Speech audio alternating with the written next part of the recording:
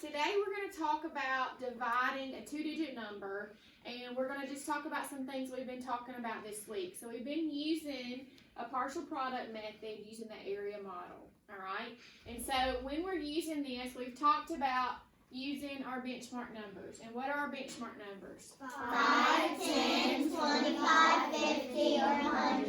And when we talked about 25, I said just remind and relate that back to what? Quarters, right? Think about quarters. Okay, so tell me, first of all, we're going to divide today 85 divided by 2. Who remembers what this is called? Dividend. This is the dividend. And what is the dividend?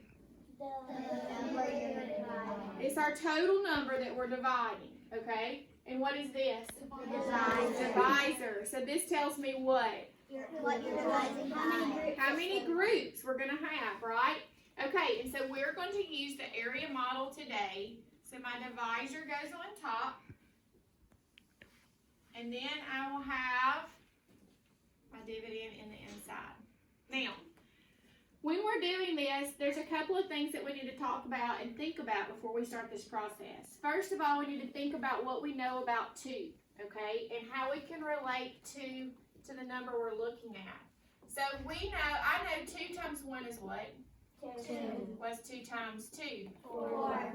What is 2 times 3? 6. And what is 2 times 4? 8. All right.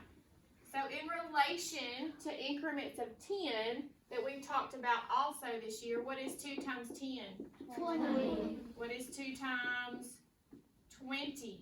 40. What is 2 times 30? 60. And what is 2 times 40? 80. 80.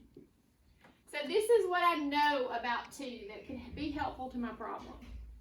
Okay? So when I look at 2 divided by 85, I'm going to look at the 8. And the first thing I have to think about is I have to think, how many times could I divide 2 into 8? And I know that 2 times what gets me close to 8? 4. 4.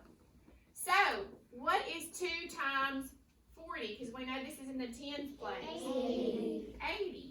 So I could say 2 times 40 is 80. So the first thing I did, it was divide, multiply. Then I'm going to subtract. 5 minus 0 is 5. 8 minus 0 is 0. 0.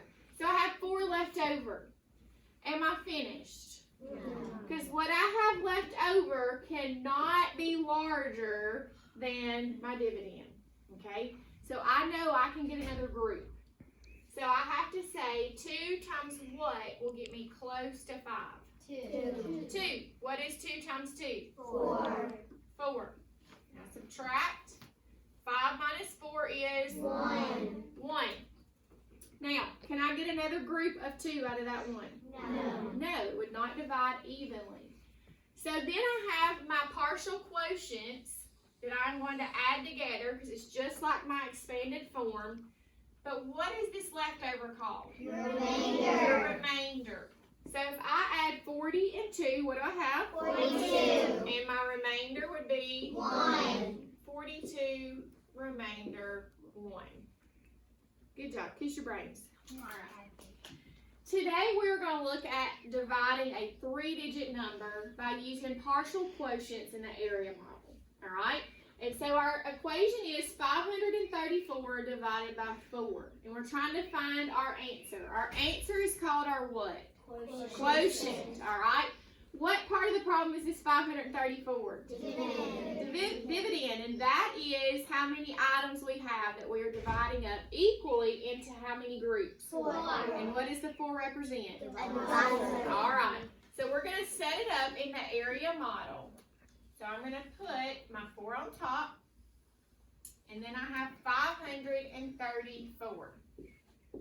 Now, I'm going to use what I know about multiplication. That is why it's so important that we learn our multiplication facts fluently in 3rd grade. So I'm going to use what I know about multiplication to help me divide this number.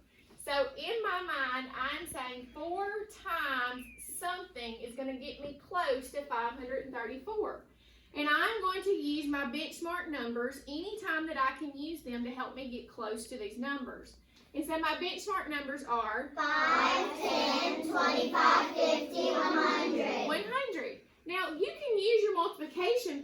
as well, but the highest multiplication facts we've learned fluently is 4 times 12, which is what?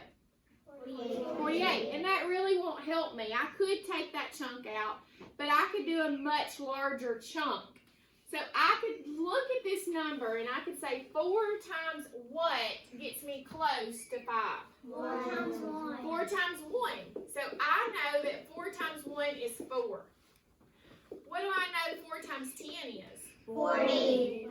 What is 4 times 100? 400. 400. So I could use what I know about 4 times 1, and I could use my benchmark number 100 to help me take a large chunk out of this, right? So if we said 4 times 100, what would we get? 400. 400. And then I would subtract. What is 4 minus 0? 4. 3 minus 0. 3. And 5 minus 4? 1. 1. Now, I like to put a plus sign in between my partial quotients just to help me know that at the end I have to put all those quotients back together to get my answer. All right? And so now I'm going to ask myself, 4 times what gets me close to 134? 3. So I'm going to use what I know about multiplication, and I'm going to, now I look right here and I know 4 can't go into 1. So then I can look here and I can say 4 times what gets me close to 13? And Chloe says 3. What is 4 times 3? 12. So what is 4 times 30? 120. 4 times 30 is 120. So I subtract. What is 4 minus 0? 4. What is 3 minus 2? 1. And 1 minus 1 is 0. Now, am I finished? No. No, because what I have left is larger than my divisor, okay? So, I have to ask myself, 4 times what gets me close to 14? 3, all right? And what is 4 times 3? 12. And then I subtract. 14 minus 12 is 2. Now, can I get another group of 4 out of this 2? No. If my leftover is smaller than my divisor, this is called my remainder. I like to circle it so I don't forget it. Now I have to take all of these partial quotients and I have to squish them together. It's just like expanded form.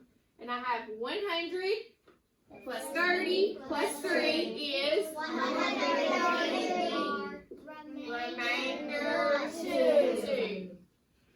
So 534 divided by 4 is 133 remainder 2. Awesome job. Good job, guys. Give yourself a hand.